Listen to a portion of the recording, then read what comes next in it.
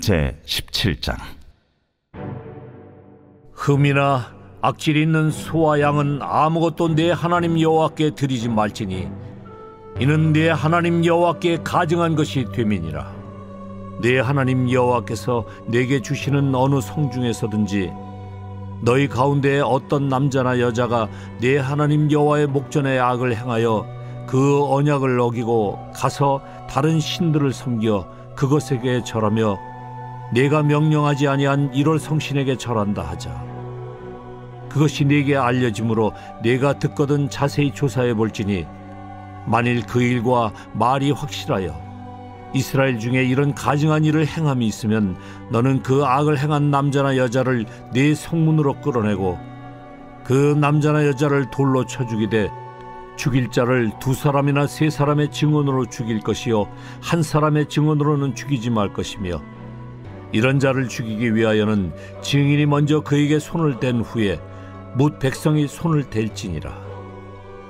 너는 이와 같이 하여 너희 중에서 악을 제할지니라. 네 성 중에서 서로 피를 흘렸거나 다투었거나 구타하였거나 서로 간에 고소하여 네가 판결하기 어려운 일이 생기거든 너는 일어나 네 하나님 여호와께서 택하실 곳으로 올라가서 레위 사람 제사장과 당시 재판장에게 나아가서 물으라. 그리하면 그들이 어떻게 판결할지를 네게 가르치리니 여호와께서 택하신 곳에서 그들이 네게 보이는 판결의 뜻대로 네가 행하되 그들이 네게 가르치는 대로 삼가 행할 것이니 곧 그들이 네게 가르치는 율법의 뜻대로 그들이 네게 말하는 판결대로 행할 것이요 그들이 네게 보이는 판결을 어겨 좌로나 우로나 치우치지 말 것이니라. 사람이 만일 무법하게 행하고 내 하나님 여호와 앞에 서서 섬기는 제사장이나 재판장에게 듣지 아니하거든 그 사람을 죽여 이스라엘 중에서 악을 제하여 버리라. 그리하면 온 백성이 듣고 두려워하여 다시는 무법하게 행하지 아니하리라. 네가 네 하나님 여호와께서 네게 주시는 땅에 이르러 그 땅을 차지하고 거주할 때에 만일 우리도 우리 주위의 모든 민족들 같이 우리 위에 왕을 세워야겠다는 생각이 나거든 반드시 네 하나님 여호와께서 택하신 자를 네 위에 왕으로 세울 것이며 내 위에 왕을 세우려면 내 형제 중에서 한 사람을 할 것이요 내 형제 아닌 타국인을 내 위에 세우지 말 것이며 그는 병마를 많이 두지 말 것이요 병마를 많이 얻으려고 그 백성을 애굽으로 돌아가게 하지 말 것이니 이는 여호와께서 너희에게 이르시기를 너희가 이후에는 그 길로 다시 돌아가지 말 것이라 하셨음이며 그에게 아내를 많이 두어 그의 마음이 미혹되게 하지 말 것이며 자기를 위하여 은금을 많이 쌓지 말 것이니라. 그가 왕위에 오르거든 이 율법서의 등사본을 레위 사람 제사장 앞에서 책에 기록하여 평생에 자기 앞에 두고 읽어 그의 하나님 여호와 경외하기를 배우며 이 율법의 모든 말과 이 규례를 지켜 행할 것이라. 그리하면 그의 마음이 그의 형제 위에 교만하지 아니하고 이 명령에서 떠나 좌로나 우로나 치우치지 아니하리니 이스라엘 중에서 그와 그의 자손이 왕위에 있는 날이 장구하리라. 신명기 17장입니다. 17장 2절에서 7절에는 하나님을 떠나 다른 신을 섬기는 가증한 일을 하는 남녀를 절차에 따라 재판하고 돌로 쳐 죽이라고 기록하고 계십니다. 오늘 본문이 특이한 것은 그 절차가 자세히 기록된다는 것인데 이스라엘 백성들은 재판할 때 특히 재판의 결과가 사형일 경우 한 사람의 증인만으로 그를 판단해서는 안 되었습니다. 적어도 2사람 그리고 3사람의 증언이 있어야만 그 사람에 대하여 사형에 처할지 아닐지가 결정이 됩니다. 증인들의 증언이 있으면 그와 함께 이 사건을 자세히 살펴야 합니다. 하나님을 떠나 이방신을 따르고 그에게 절한 것이 분명한 사실인지 아닌지를 살펴야 한다 하십니다. 2-3사람의 증인도 있고 행한 죄악도 분명하면 그러면 먼저는 증인으로 선 자가 죄인에게 손을 대었습니다. 여기 손을 대었다는 표현은 돌을 던졌다는 의미예요. 이렇게 증인이 돌을 던지면 나머지 백성들도 함께 돌을 던져 죄인들을 쳐 죽입니다. 이렇게 함으로 하나님은 너희 중에서 악을 제할지니라 라고 말씀하십니다. 이처럼 이스라엘 백성들은 재판을 할 때 분명한 절차를 두어야 했습니다. 특히 증언한 이들이 먼저 돌을 들어 치게 함으로 함부로 증언하거나 거짓 증언할 수 없도록 하신 것이지요. 이스라엘의 각 지파가 거주하는 성읍에는 지파별로 세운 재판장들이 있었습니다. 이들은 성읍 안의 여러 문제들에 대해 재판권을 행사했습니다. 그러나 성읍 안에서 재판하기 어려운 문제가 발생할 경우 그 경우에는 중앙 성소로 나아가 그곳에 있는 상급 재판정에서 재판을 받을 수 있다는 말씀이 8절에서 13절에 이어집니다. 중앙 성소에 있는 상급 재판정에는 레위 제사장들과 재판장들이 문제를 판결해 줍니다. 그들의 재판 기준은 하나님의 말씀인 율법과 규례입니다.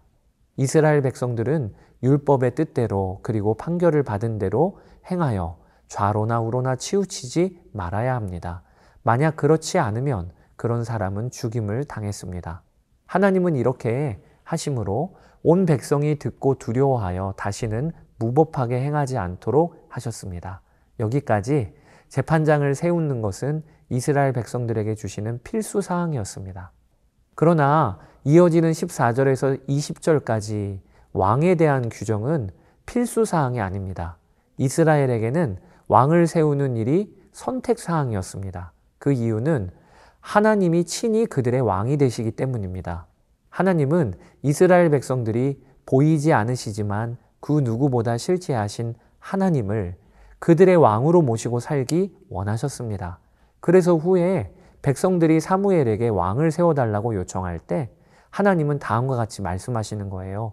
사무엘상 8장 7절에 여호와께서 사무엘에게 이르시되 백성이 내게 한 말 우리에게 왕을 주소서라는 말이죠. 다 들으라. 이는 그들이 너를 버림이 아니요 나를 버려 자기들의 왕이 되지 못하게 함이니라. 하나님은 백성들의 마음 중심을 아셨던 것이에요. 다른 민족들처럼 우리에게 보이는 왕을 세워주소서라는 요청이 진정한 왕이신 하나님에 대한 믿음 없음이 그 동기임을 하나님은 아셨던 것입니다.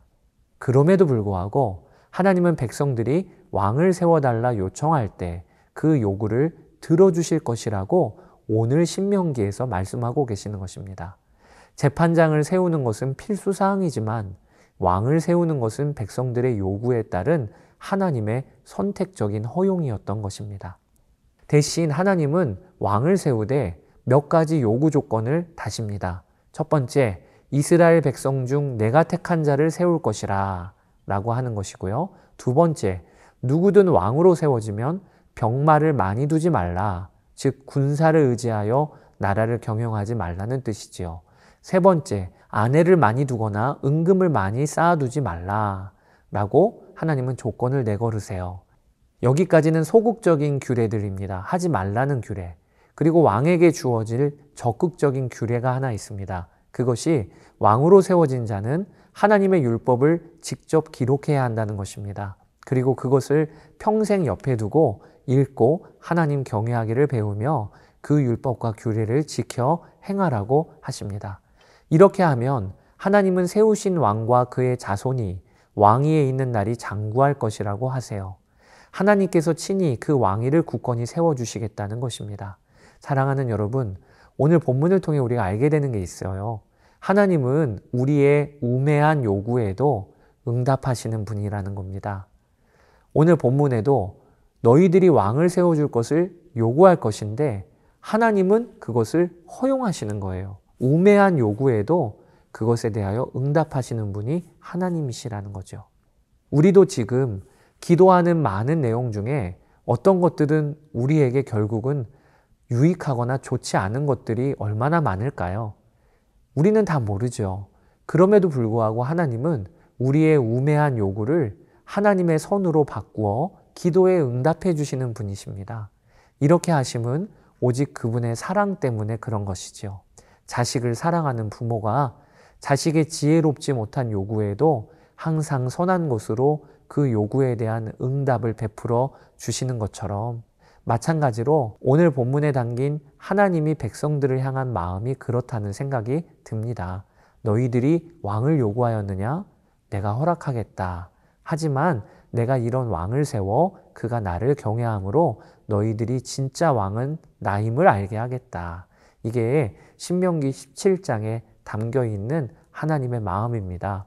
우리의 한숨에도, 어떨 때는 우리의 우매한 요구에도 하나님은 쓸데없어, 들을 필요 없어, 이렇게 반응하지 아니하시고 귀 기울이신다는 게 얼마나 감사한지요. 오늘도 그 하나님께 나아가시는 여러분 되시기를 주의 이름으로 축복합니다. 감사합니다.